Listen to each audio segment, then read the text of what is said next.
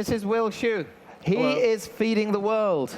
He has 12,000 delivery drivers connecting 10,000 restaurants at this moment to thousands of hungry people in 85 cities in 12 countries. His business, based in London, is Deliveroo.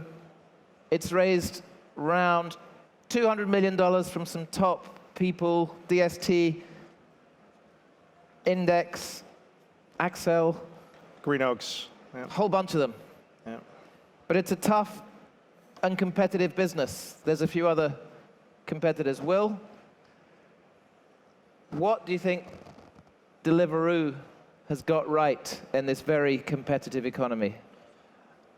You know, we really are just focused on the customer at the end of the day.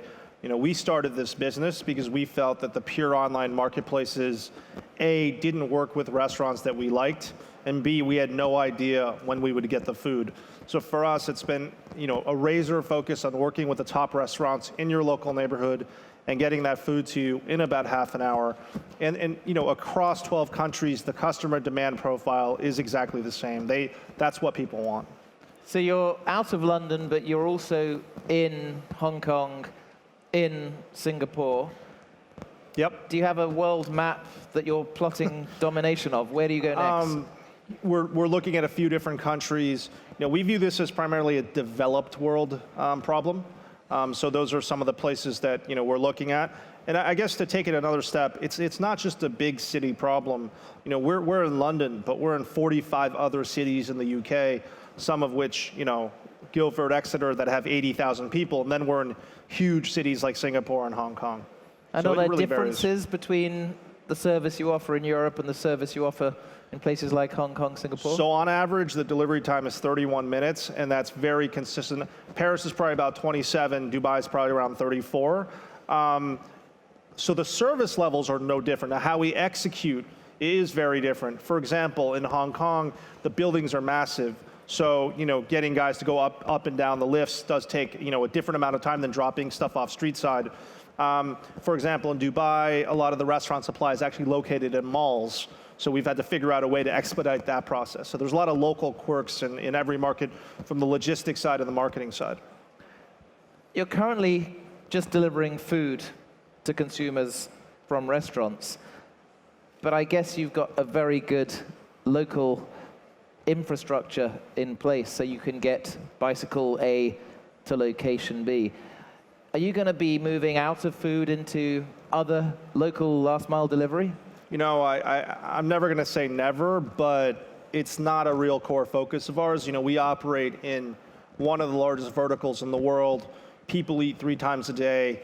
You know, I think we'll look at food-related type things that maybe we're not doing today, but you know, we are a online marketplace for restaurant food, and we're a logistics platform, and I think that's what we're going to stick to. And what are you learning from the real-time data that's coming back, and how are you using this data? So, very interestingly, you know, every step in the order process, from the restaurant accepting, from you placing the order, the restaurant accepting it, from the driver's interaction with the driver app, all of that's, you know, time-stamped and GPS stamped. And so we're always looking at that data and trying to make the trip more efficient, so that we can do more orders per hour per driver, as well as, you know, making the journey time shorter for the customer so they can get their food faster. I think beyond that, there's some pretty interesting trends on types of cuisine, what sells well at certain times, you know, what cities like, you know, what type of things. For example, Mondays and Tuesdays, we notice people order healthier foods, and then Sundays, you know, it's more of a comfort food time. So there's a lot of interesting trends, and I think the one that's most interesting to me, and one that frankly I can't figure out, is in every city we operate in, the burgers are the most popular food. That's a global thing. That's not just, you know, London or a place like that. Let's talk a little bit about the economics of delivering food. You've raised a couple $100 million, as I mentioned. It's a pretty cost-intense business. You can't be making very much margin on each delivery. The name of the game really, you know, is driver efficiency and utilization.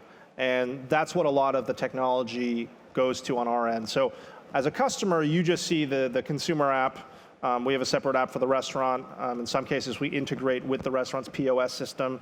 And then the drivers have their own app. And then kind of uniting all of this is our back end and our logistics algorithm. And so what we aim to do is to be as efficient as possible whilst maintaining a very high level of customer service. That's really the name of the game at this point. So how many deliveries is a driver expected to complete in a shift? It really varies. So at a peak time, I think our top kind of driver can probably do something like 5 orders in an hour, at the busiest time if he's really, really good. And then some are much less than that at say, if you're working at 2 p.m., the demand for food delivery is probably less, so you'll probably do less at that time. Yet drivers have a pretty high cost. I mean, I think in London you're paying, is it £9 an hour? They average about £9 an hour in base, and then they get about £2 an hour in tips, or something about £11 an hour. And yet, if I'm paying for my burger to be delivered, I'm not paying very much. What's the typical? You pay $2.50. Which doesn't, if I do some very basic maths, doesn't sound like you're necessarily getting more money in than you're spending. Right. No, that's true. That's not good economics, is it? If we only charged you, that would be the case. But we also take a commission from the restaurant as well. So do you make money or do you lose money on each delivery? We make money on each delivery. Otherwise the business wouldn't work.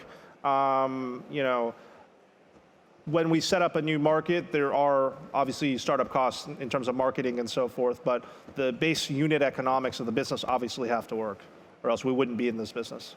I have to ask this because I know that often companies sacrifice profit to build dominance in a sector, but you're already cash positive with the deliveries that are coming through.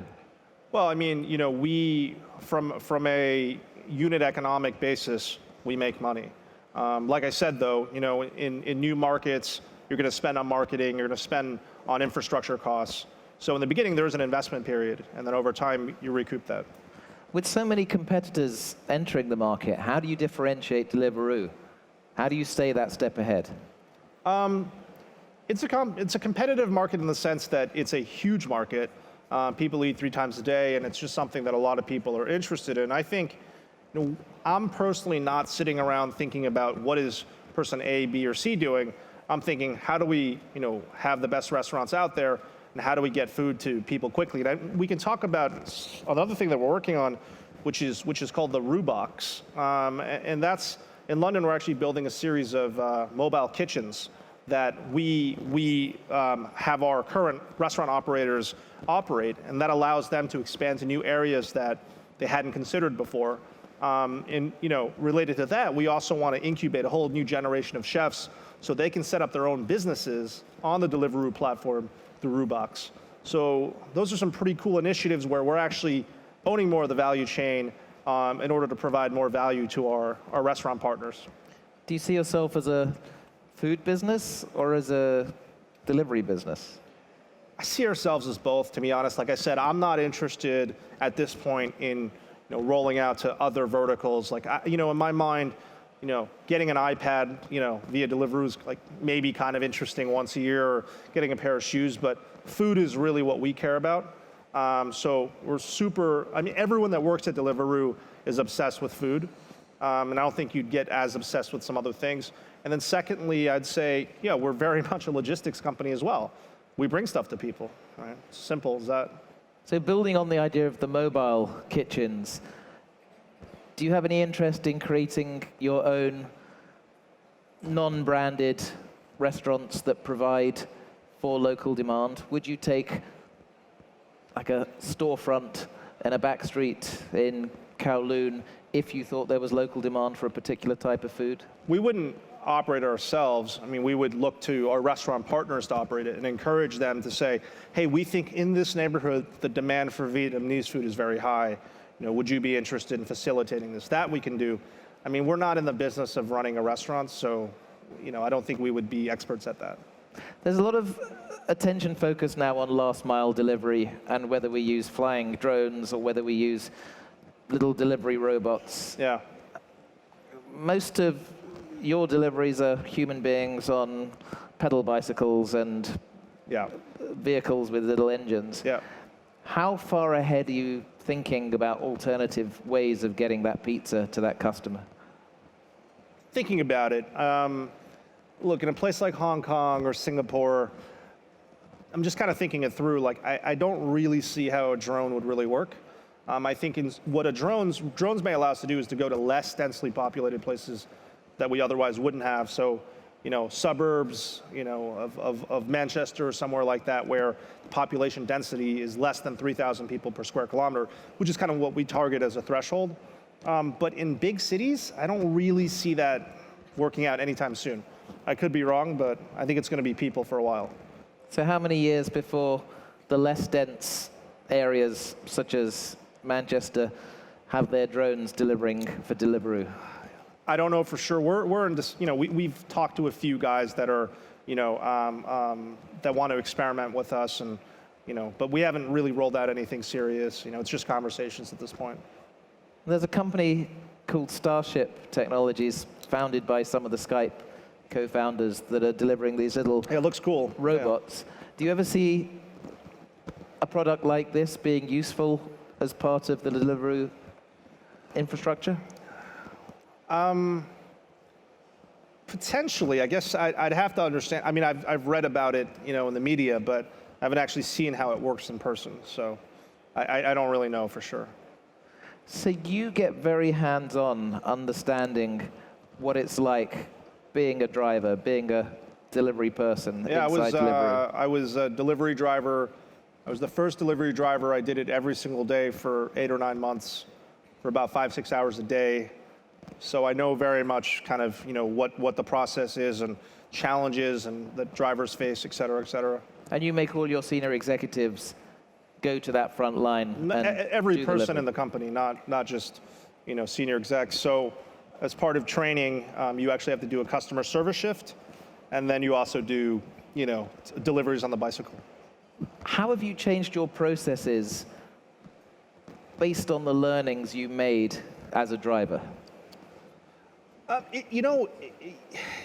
For example, right?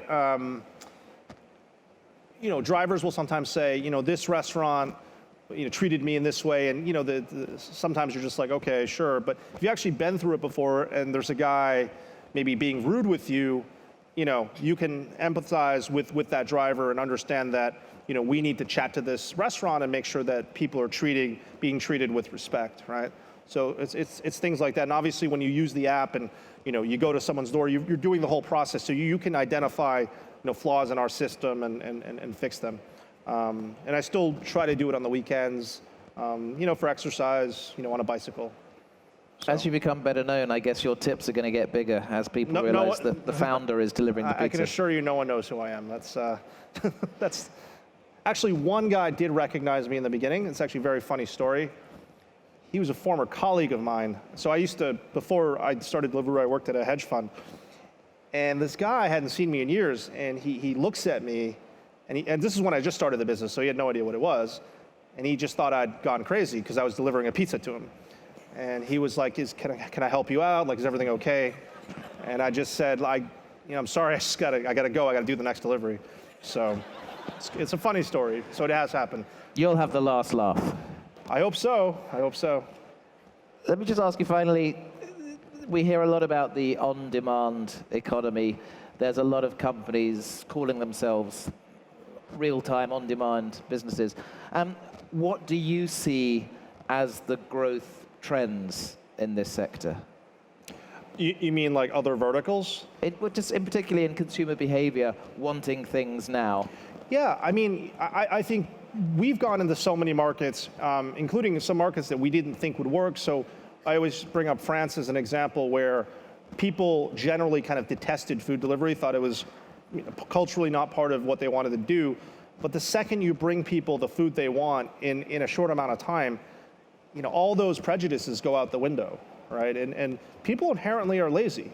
So if you can bring people food quickly and at a very low price, they're going to do it over and over and over again. That much is very clear to me. One more final question. What's the one thing that worries you, that keeps you awake as you're growing a company that's already been valued at $1 billion, taking it to the next level? I didn't know we were valued at $1 billion, but thanks. I think Reportedly. I think that growing, a team of 500 people when a year ago, 15 months ago, you had 50. 15 months before that, you had 10. It's extremely challenging, right? You need to make sure everyone's on the same page, everyone's working towards the same goals. At the same time, you need to delegate and give people autonomy. And when you have 12 countries, that becomes more and more difficult. So that's very challenging. It's also a ton of fun, though. Delivering real insights on demand. Will Shu of Deliveroo. Thank you.